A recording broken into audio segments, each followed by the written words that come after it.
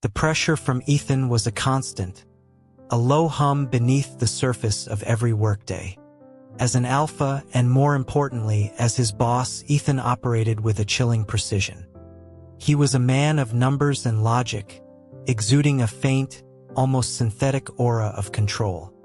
Leo, a beta, had never imagined their professional relationship would bleed into something so intensely personal. It had started subtly. A few months after Leo was hired as his intern assistant, a package he'd ordered was delivered to the office. As he unboxed it, Ethan's gaze fell upon the contents, and a shadow of something unreadable crossed his features. It was a custom-made leather collar. Leo, flustered, quickly explained it was for his dog. A flicker of interest in Ethan's eyes was his only response before he asked if Leo was into that sort of thing. Leo, unthinking, simply nodded, confused by the question. After that day, Ethan began including Leo on all his business trips. For an intern, it was unprecedented. One evening, in a sleek hotel overlooking the city lights, a knock came at the door of his room. It was Ethan. He proposed, with the clinical detachment of a business offer, that they try something. He confessed it was his first time, but he assured Leo he had done his research and would perform his role diligently. What followed was a night that defied all of Leo's expectations. Ethan, true to his word, was a meticulous and surprisingly excellent partner. From then on, business trips became their clandestine code. A request from Ethan to book flights was a signal for Leo to pack more than just his suits. This arrangement continued for 4 years. In all that time, Ethan's treatment of him was exemplary, far exceeding the normal kindness a boss shows a subordinate. Leo was acutely aware of the chasm between them. Ethan was the illegitimate but brilliant heir to the Lowell Group, a corporate prodigy who had pacified a board of old money sharks before he was 30. Leo was just a guy from a small town working a job. He understood his place, maintaining the careful emotional distance of a bed partner. On Valentine's Day, they were on a business trip in San Francisco. The streets were thronged with couples, a festive air hanging over the city. When Leo mentioned going out for dinner, Ethan insisted on joining him. He chose a restaurant with a couple's tasting menu, his reasoning entirely practical. It was a good value and featured the roasted mushrooms Leo loved. It was the first time they had ever shared something so explicitly romantic. A strange, buoyant feeling settled in Leo's chest. A blonde waiter, sensing the occasion, placed a single red rose in the vase on their table. Ethan ate in his usual focused silence, his mind perpetually churning with financial models and market projections. Midway through the meal, a man descended from the private rooms upstairs. It was Julian, one of Ethan's few friends. He was strikingly beautiful, the kind of person who commanded attention effortlessly. Julian greeted Ethan, his eyes catching the tasting menu and the rose. A playful smirk touched his lips as he nudged Ethan, feigning surprise that the stoic man was finally dating. A knot formed in Leo's stomach. He nearly choked on a mushroom. Ethan, his expression unchanged, stated it as a simple fact. Leo was his assistant. The words were delivered with such flat, dispassionate calm. It was as if the man who had been tangled with him in bed just last night was a complete stranger. Leo's grip tightened on his fork, his appetite vanishing completely. The walk back to the hotel was tense. Leo's pace was brisk, almost a march. Ethan cast a quizzical look at him, asking why he was walking so fast. Leo muttered something about being tired and wanting to rest. In the grand hotel lobby, Ethan stopped at the front desk to retrieve a floral arrangement. It was an exquisite bouquet of blue and white flowers, wrapped elegantly. The light from the crystal chandelier softened his sharp features, lending him a rare warmth as he turned and offered it to Leo. For a heart-stopping moment, Leo froze, his pulse hammering against his ribs. He accepted the flowers, his voice barely a whisper as he questioned his boss. Ethan explained they were for a client. He told Leo to rest up and be sharp for their meeting that night. It took Leo a few seconds to find his voice and agree. He knew, logically, that he and Ethan would never be a real couple, but a foolish part of him had still held onto a sliver of hope. Staring at the beautiful flowers in his hands, that hope suddenly felt ridiculous. Back in New York, the project Ethan had been leading concluded with massive success. He threw a celebratory dinner for the entire company. Leo, wanting to be invisible, chose a seat at the farthest end of the table. As managers cycled through, offering toasts to Ethan, the man himself stepped outside to take a call. It was a pretense. A moment later, Leo's phone buzzed with a text from him. "I'll be in the parking garage, Section A. We're going to my place later." Whispers circulated among his colleagues. They remarked on Ethan's good fortune lately, their conversation shifting to his close relationship with Julian, the heir to the Pei family fortune. Someone wondered aloud if it was a secret romance. Another pointed out that two alphas couldn't conceive, and as the sole successor to the Lowell Group, Ethan needed to produce an heir. The consensus was that even if they couldn't have children, a fling with someone as gorgeous as Julian would be thrilling, especially with no strings attached. Leo's chopsticks clattered, a meatball dropping onto the table. It wasn't just alphas who struggled with conception. The chances for a beta were pitifully low. In their 4 years, Ethan had never once suggested their relationship could be something more. The overheard conversation cast a harsh light on his own situation. Perhaps he, too, was just convenient, a partner with whom Ethan could be intimate without any risk of pregnancy. The food in his bowl seemed tasteless. After the dinner, as the group planned to head to a bar, Leo made his excuses, claiming he needed to get home. His phone lit up again. "Ethan, is it over? Why aren't you here yet?" He typed out a reply wanting to ask about Julian, wanting to demand why Ethan still wanted him if he had someone else. He deleted it all. What right did he have to question his boss? As a lover, he needed to know his place. "Leo, I drank too much. Not feeling well. Maybe some other time." It was one of the few times he had ever turned Ethan down. Back in his small apartment, he collapsed onto the sofa, exhausted. His mind was flooded with images of Ethan with someone else. It seemed that Ethan, paired with anyone but an ordinary beta like himself, made perfect sense. The cruel irony was that Leo couldn't even smell pheromones. Ethan could sleep with the entire city, and he would never know. He woke in the early hours of the morning with a burning in his stomach. He stumbled to the bathroom and was violently ill. Dizzy and weak, he was fumbling for medicine when he heard a key turn in his front door. Hurried footsteps followed, and then Ethan was there, his usual composure cracking for a moment as he saw Leo's state. He helped him up, his voice steady as he called his private doctor. For the rest of the night, as an 4-drip replenished his fluids, Leo drifted in and out of a hazy sleep. Through it all, he felt a firm hand holding his. In that moment, alone in the vast, impersonal city of New York, he felt a profound, if fleeting, sense of comfort. When he awoke, Ethan was still there, dark circles under his eyes betraying a sleepless night. Leo thanked him, his voice raspy. As he moved closer, he saw Ethan quickly tuck a small white bottle into his pocket. It looked like a prescription. He'd never known Ethan to be ill.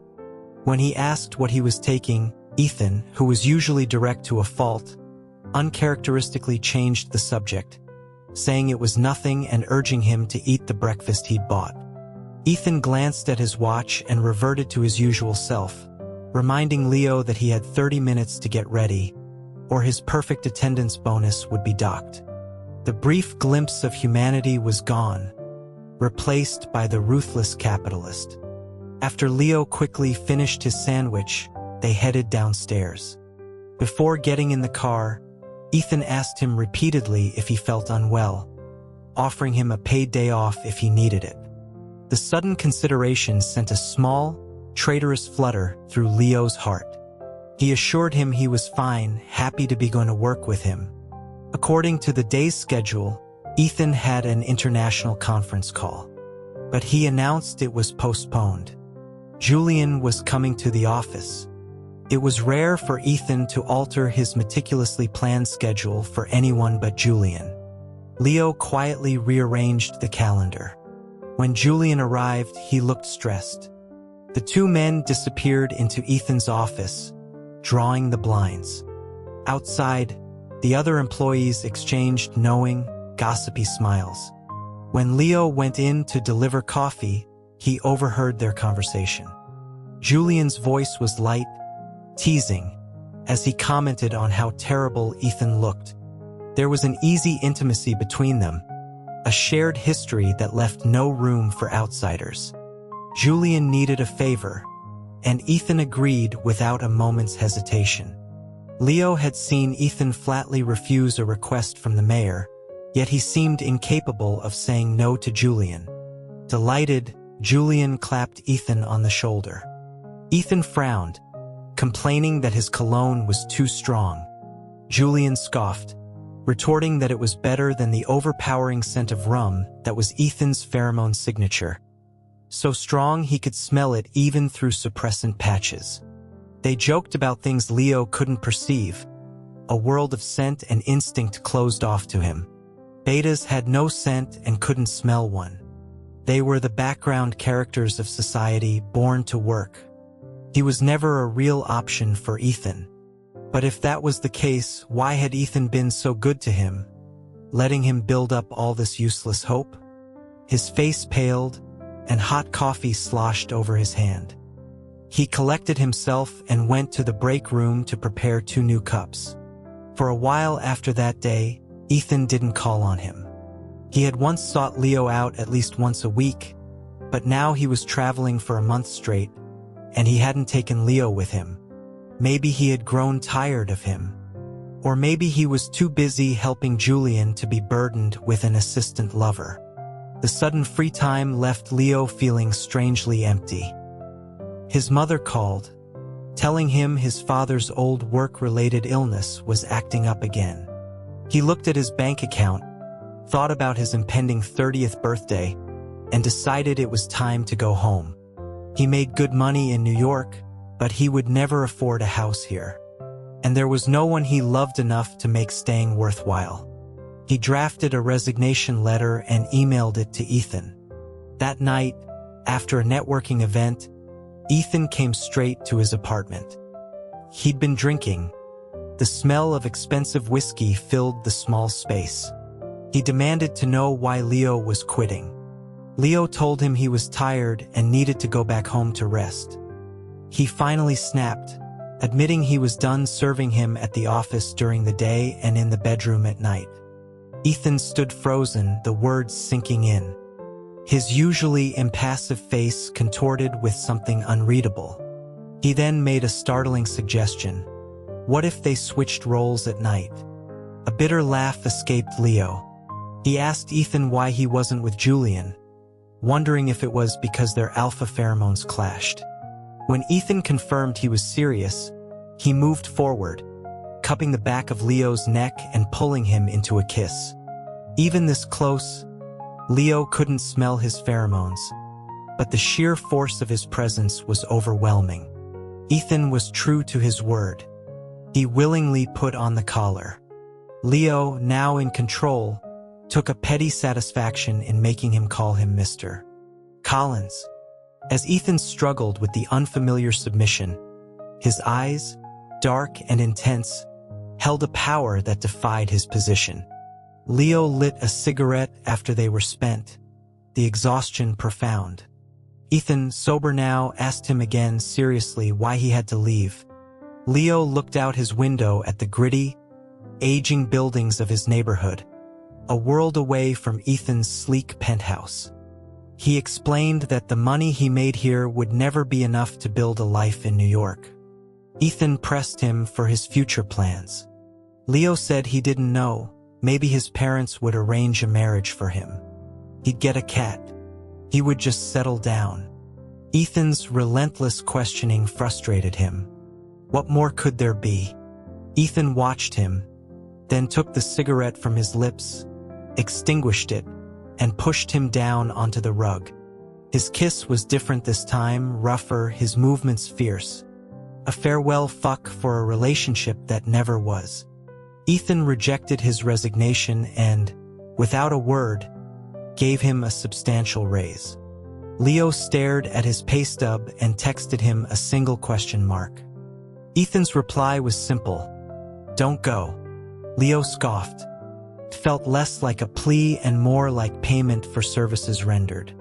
But he was tired of being on call day and night. Ethan, if you're tired, we can reduce the frequency.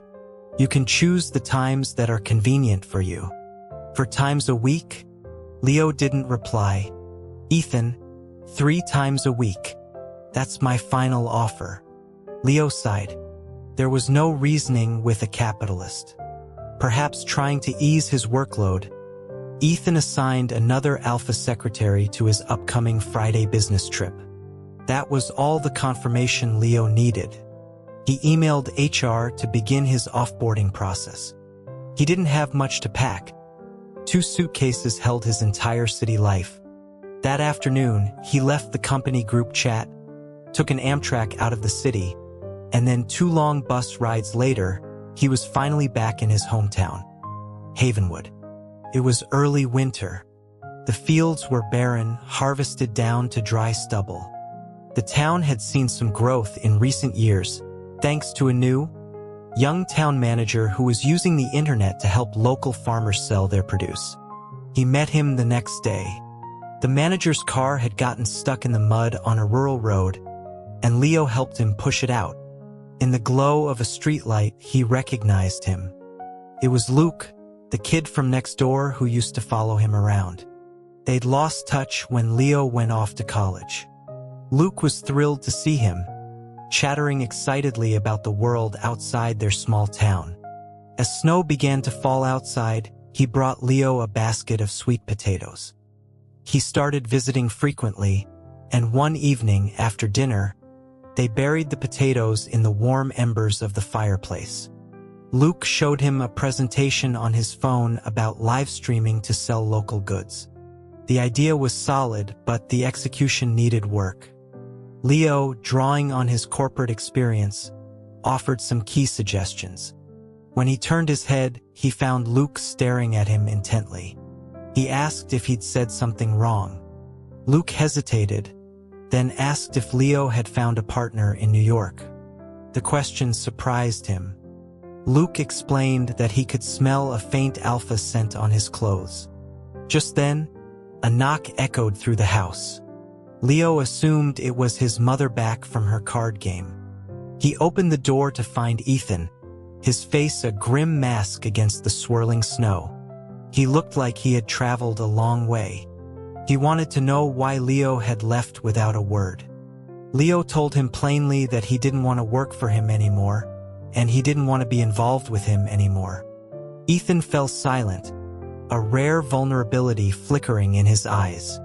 Luke peeked his head out from the living room, asking who was at the door. Ethan's gaze sharpened as he noticed Luke was wearing Leo's oversized coat. The sound of crunching snow announced his mother's real return. His parents, seeing the impeccably dressed stranger, asked who he was. Leo mumbled that he was just a colleague from the city. At that moment, Pudding, his Samoyed, bounded over, nudging affectionately against Ethan's leg as if he were his true owner, the traitorous dog. His parents, impressed by Ethan's expensive suit and learning he was Leo's boss, insisted he stay the night. They bustled around, preparing a feast fit for a king. a level of hospitality Leo himself only received on major holidays. Luke stayed for the late supper. As he left, he promised to come by tomorrow to discuss the live streaming idea further. He told Leo to keep the coat, as the wind was cold. When Leo turned back, Ethan was watching him, his expression uncharacteristically intense. He asked if the Omega was his betrothed. Leo clarified he was the town manager. Ethan's suspicion didn't fade. Later, when it was time to shower, the old water heater in the house proved too complicated for him. He called for Leo's help. Leo walked into the steamy bathroom to find him wearing only a pair of shorts, the orange light casting deep shadows across his well-defined abs. Despite their history, this felt different, more exposed. He adjusted the water temperature and turned to leave, but Ethan blocked the door.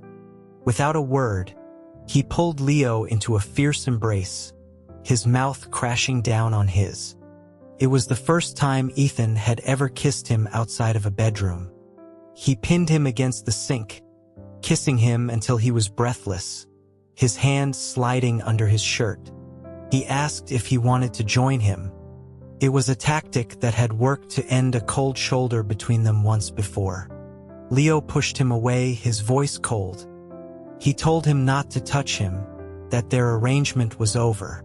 That night, Ethan slept on the creaky wooden bed while Leo took the small sofa. Ethan tossed and turned, the bed groaning with his every move. Finally, unable to take the noise, Leo was about to tell him to be still when Ethan rose and crossed the room. In the dim moonlight, his gaze was fixed on Leo's face. He confessed he couldn't sleep. He said he needed to understand Leo's requirements because he couldn't accurately calculate his thoughts. He recounted their last conversation, how Leo's plans for the future hadn't included him, and how he couldn't process why they couldn't continue. Leo sighed, looking at his earnest, confused face. Ethan was always like this, relentlessly seeking a logical answer to an emotional problem. Frustrated, Leo finally ripped open the wound of his own insecurity. He told him the gap between them was too vast. He was a CEO, and Leo was just an employee Ethan could discard at any time. He said Ethan was only with him because he was a beta who couldn't get pregnant, a convenient outlet until he found a suitable partner to marry. Leo declared he wanted a simple, quiet life with someone, and if he couldn't find that, he'd be happy with his pets. Ethan frowned, processing. He asked if Leo would seriously rather be with cats and dogs than with him. Exasperated, Leo's voice rose. He wasn't good enough for him, that was the point. They had no real feelings for each other. Why couldn't Ethan understand that he just wanted to be done? He told him to go back to New York and never come back. He turned his back, feigning sleep. Ethan stood there for a long time, a lonely silhouette in the moonlight. The next morning, the snow had stopped. Luke arrived early, full of plans for the live stream. As they were about to leave, Leo saw that Ethan was already awake, awkwardly helping his parents feed the chickens. His tailored suit a comical contrast to the rustic setting. He looked like he hadn't slept at all. He saw Luke and called out to Leo, saying he had thought about what Leo had said and was beginning to understand. Leo cut him off, asking why he was still there. He told him he was busy and left with Luke. The Ferrari was gone when he returned for dinner that evening. He stared at the empty space under the tree for a long moment. Luke's live stream was moderately successful, but it plateaued. Leo, analyzing other streamers, identified a key weakness. Luke was shy on camera. Leo stepped in to co-host a few times, and the channel's popularity began to climb. Fans started asking about their relationship, teasing them about being a couple when Luke would blush on screen. Leo would laugh it off, insisting they were just friends. Then, a new account appeared, flooding the chat with expensive virtual gifts. The user, whose ID was a string of random characters, bought out their entire stock of sweet potatoes. When Luke contacted him, the man explained he had a large family. He then made an odd request: for Leo to adjust his collar and not sit so close to his assistant, as it was visually distracting. Bizarre, but he was their biggest customer, so Leo complied.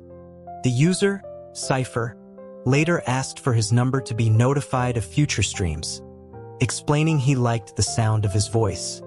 For the next few weeks, Cypher became their best customer, buying everything they listed. He would sometimes message Leo, asking to talk on the phone. His voice was a synthesized, mechanical tone. He would listen silently as Leo talked about his day. One time, when Leo had a cold and his voice was hoarse, Cypher grew quiet on the other end of the line. After a long pause, he simply told him to drink hot water.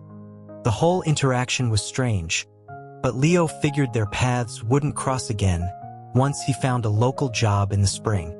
A former colleague messaged him with the latest office gossip. Ethan, the workaholic who never took a day off, had abruptly left a multinational meeting. He had flown out to find Julian, who had reportedly disappeared after an incident on a yacht. The colleague speculated that Julian must be the future Mrs.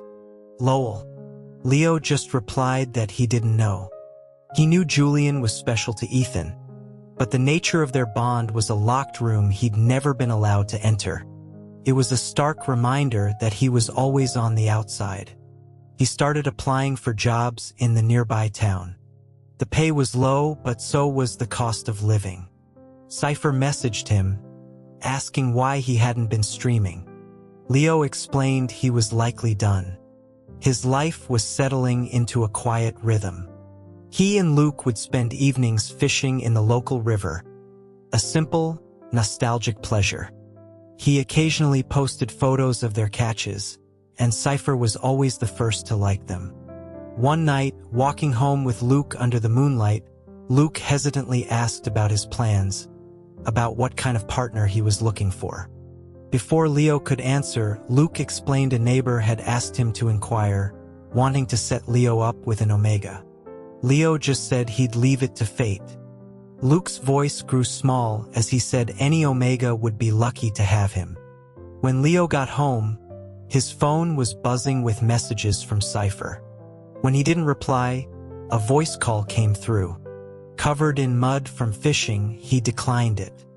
A flood of texts followed, growing increasingly agitated, demanding to know what he was doing, if he was with his assistant, if they were together now. The intrusion was jarring. He muted his phone. He didn't hear from Cypher after that. He had a few successful interviews in town. Returning home one evening, he saw a fleet of black luxury cars parked near his house.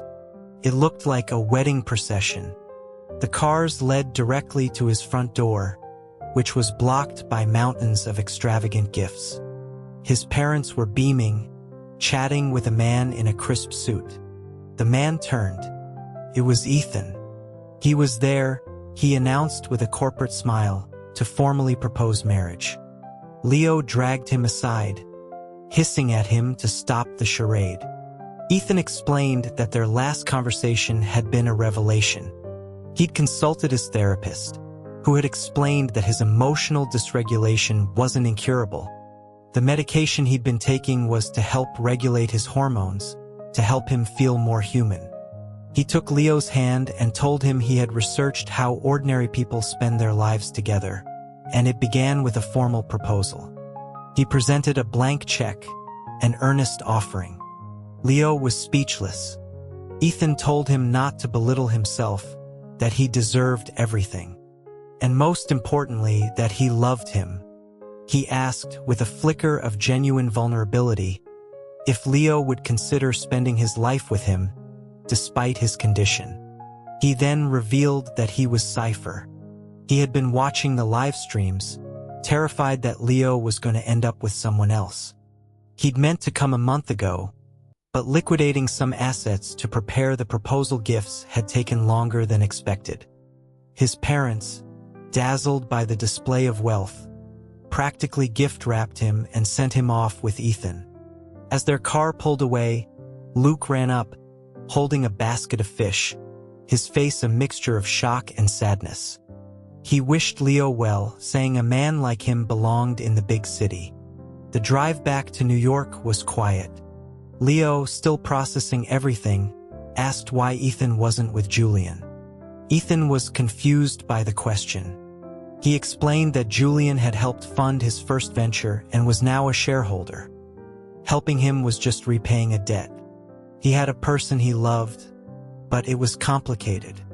When Leo sullenly asked if he thought Julian was beautiful, Ethan conceded that by conventional standards, he was. The rest of the ride passed in silence. Leo and Pudding moved into Ethan's penthouse. The dog loved the space. That night, lying in Ethan's enormous bed, Leo felt a familiar tension. When Ethan came out of the shower and reached for him, Leo turned his back. Ethan, using knowledge gleaned from a book, correctly deduced that he was upset. He initiated their familiar routine, his kisses tracing a path down Leo's neck. But just as the mood intensified, Leo stopped him. He invented a custom from his hometown. No intimacy before the wedding, or the marriage would be cursed. Ethan, frustrated but respectful of the supposed tradition, retreated to the bathroom alone. A small, vindictive part of Leo felt it was deserved payback for all the times Ethan had been ruthlessly demanding in bed. Leo didn't go back to being his assistant. He joined a company that specialized in agricultural live streaming. His channel slowly gained traction. Ethan, still using his Cypher account, would watch every stream, occasionally offering insightful business advice. 6 months later, Leo was the company's lead host, important enough to be invited to a major business gala. He and Ethan pretended not to know each other.